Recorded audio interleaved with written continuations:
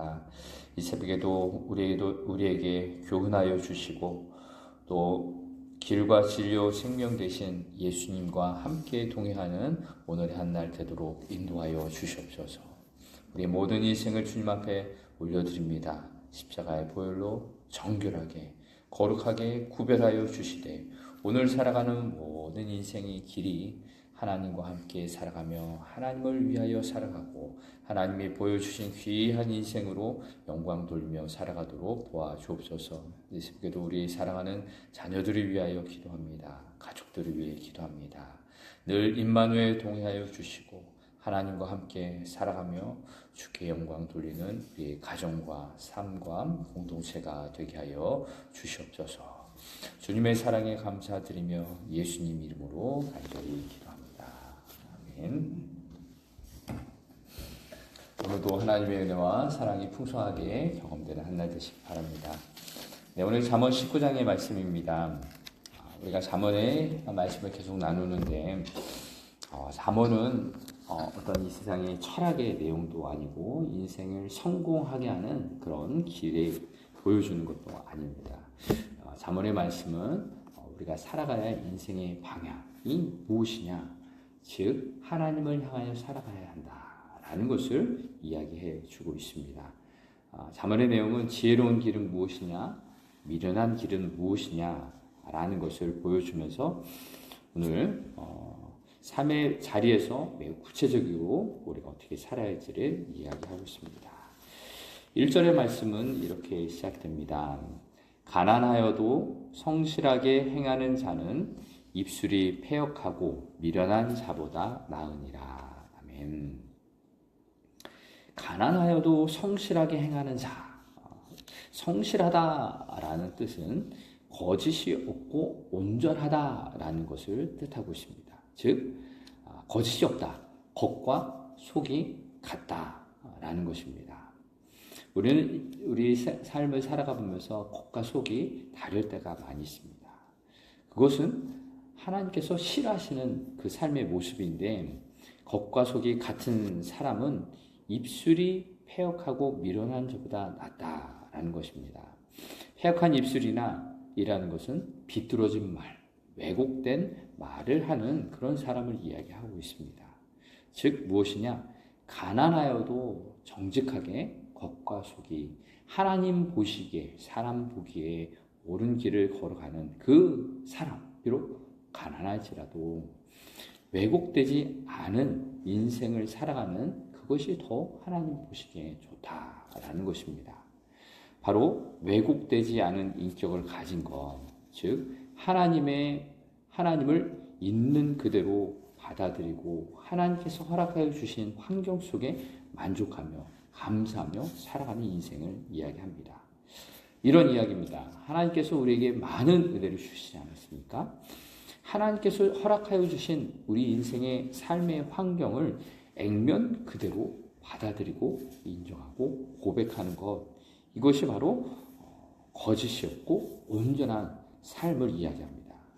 즉 어떤 사람은 하나님의 수많은 은혜가 주어졌음에도 불구하고 비교하고 열등감을 가지고 건강하지 못한 자아를 가진 사람은 결국 굽어진 자기 중심성, 내가 원하는 대로 되지 않았다 하여 하나님을 원망하고 불평하게 되는 거죠. 즉 이런 사람은 하나님이 많은 은혜를 주셨음에도 불구하고 내게 없는 것에 집중해서 하나님께 불평불만한 것입니다. 있지 않은 것에 불평불만하는 것, 없는 것에 감사할 줄 모르고 만족하지 모르는 그 사람이라는 거죠. 그런 사람은 누구에게 불평불만하는 것입니까? 창조주 하나님, 나를 사랑하시는 아버지께 불평불만하며 왜곡된 인생을 살아가는 것입니다. 그래서 그런 사람은 돈이 최고다, 어떤 상황이 최고다라고 말하면서 살아가는 것입니다. 그러나 하나님은 말씀하십니다. 하나님을 향하여 온전히 살아가는 것, 성실하게 살아가는 것, 비록 가난할지라도 없을지라도 하나님을 만족하고 하나님을 향하여 살아가는 그 인생이 정말로 값진 인생이다라는 것입니다. 그래서 오늘 신앙은 이렇게 이야기합니다. 우리는 돈이 없을 수 있지만, 가진 것은 없을지 모르지만 하나님 없는 삶은 아니다. 하나님이 계시니 하나님이 인도하시는 선한 길로 하나님께서 인도하실 것이다 라는 것을 믿으며 살아가는 사람이죠. 또 2절과 3절은 이렇게 말씀합니다. 지식 없는 소원은 선하지 못하고 발이 급한 사람은 잘못 가느니라. 사람이 미련함으로 자기 길을 굽게 하고 마음으로 여호와를 원망하느니라. 아멘. 여기서 지식 없는 소원이라는 것은 열정을 뜻하고 호흡, 하나님께서 주신 호흡을 이야기하고 있습니다. 즉 하나님을 향한 온전한 지식이 없는 그런 열정은 선하지 못하다. 충동적인 열정이다 라는 것입니다. 문제는 이런 것입니다. 생각 없이 뜨거운 마음, 기준 없는 열정, 성찰 없는 자기를 돌아보지 않는 그런 행동이 문제다라는 것입니다. 그래서 결과는 어떻게 됩니까? 길이 틀어집니다. 길이 굽어지는 거죠. 그래서 발이 급한 사람은 잘못 가느니라. 그 삶의 방향이 잘못되었다라는 것입니다. 그래서 그런 사람들은 자기 책임을 하나님께 돌리는 것이죠. 3절에 나온 것처럼 사람이 미련함으로 자기 길을 굽게 하고 마음으로 누구를 원망합니까? 여호와를 원망한다는 거죠. 내가 살아가는 그 삶의 모습, 내가 선택했음에도 불구하고 남 탓을 하고 하나님을 원망하게 되는 것입니다.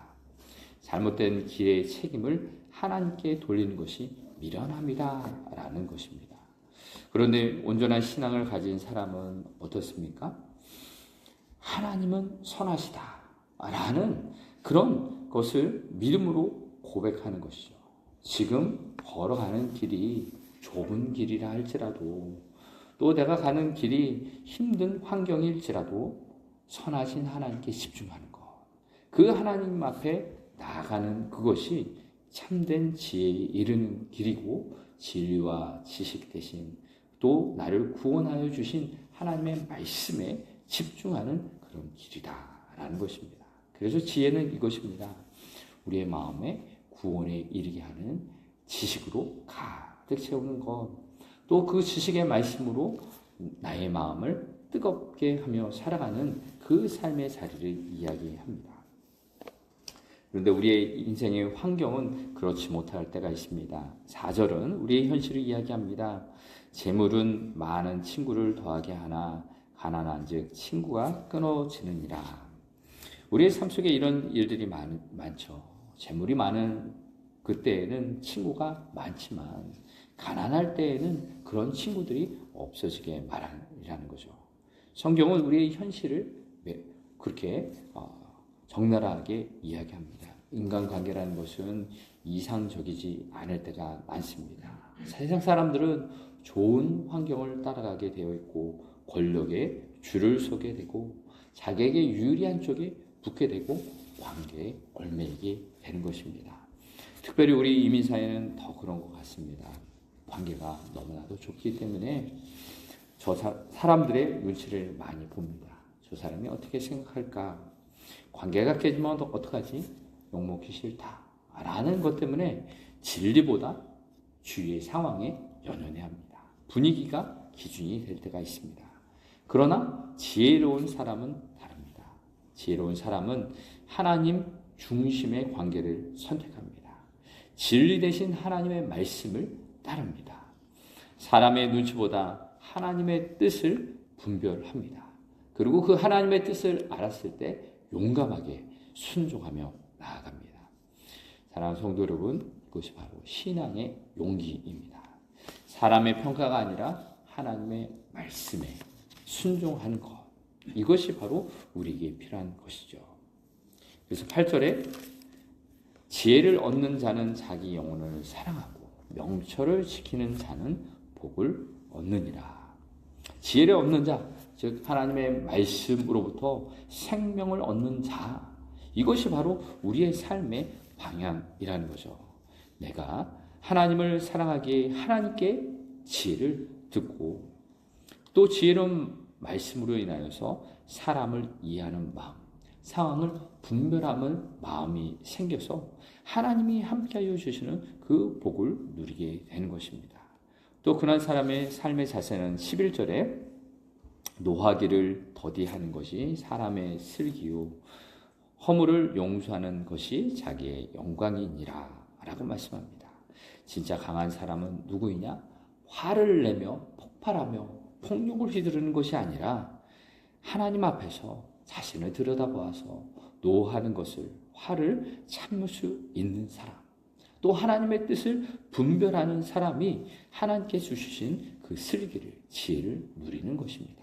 또한 허물을 들춰보기보다 용서하는 그 삶의 자세로 살아가는 것, 나를 창조하신, 우리를 창조하신 하나님의 뜻을 따라가는 것입니다.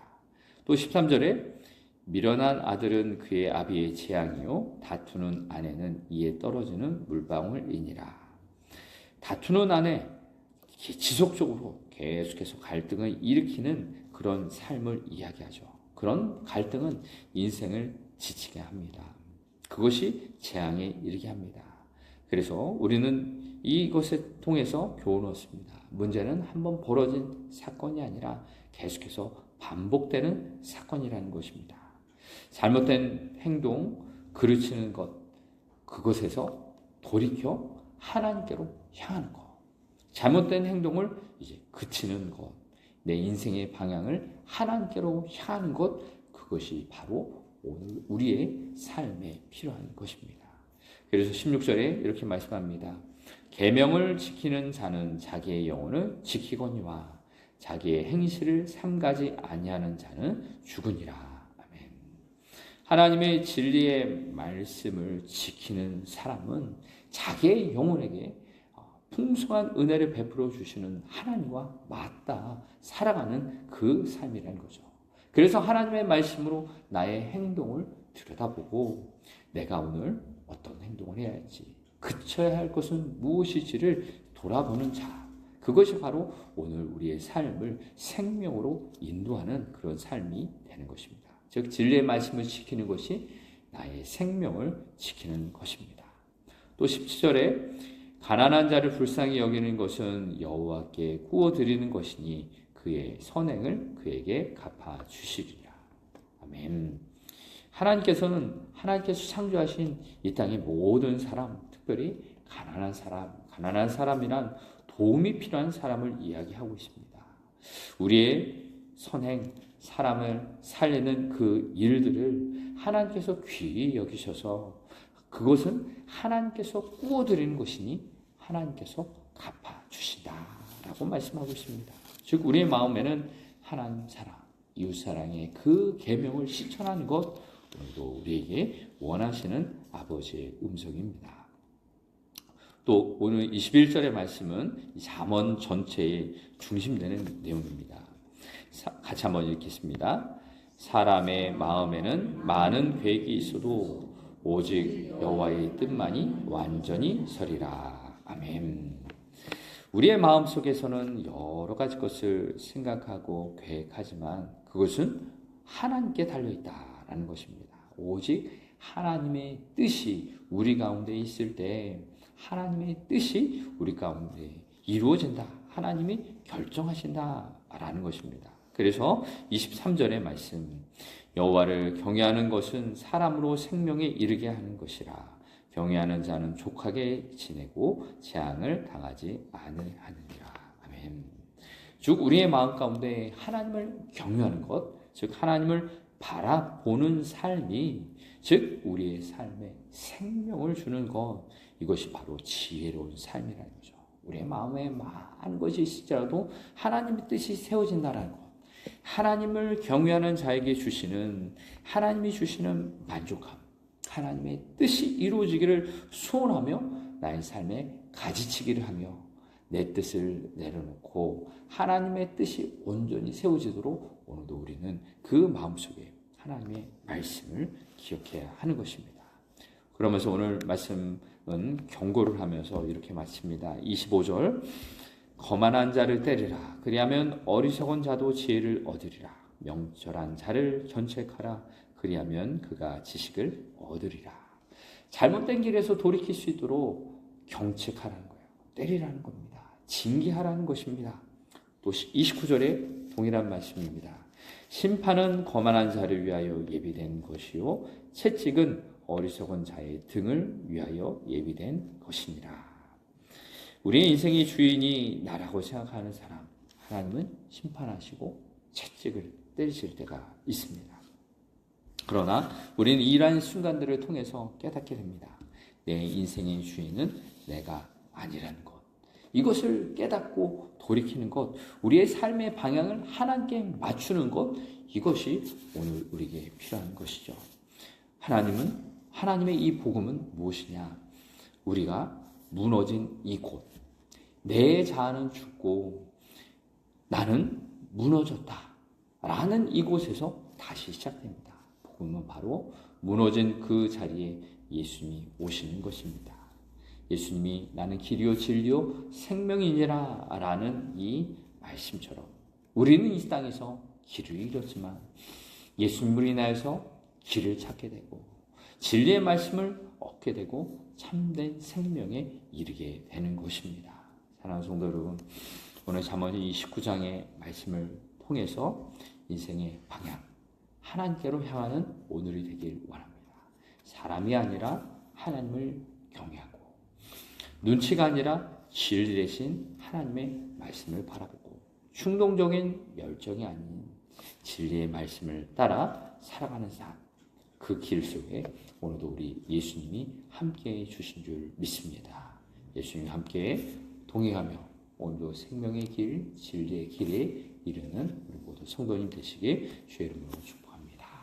함께 기도하겠습니다. 사랑과 은혜가 풍성하신 하나님, 오늘의 모든 인생 가운데 하나님을 향하여 살아가길 원합니다. 오늘 우리의 믿음의 삶이 사람을 바라보는 그 눈치가 아니라 하나님의 말씀을 선택하게 하여 주시고 충동이 아니라 하나님의 말씀을 따라 살아가도록 도와주시옵소서.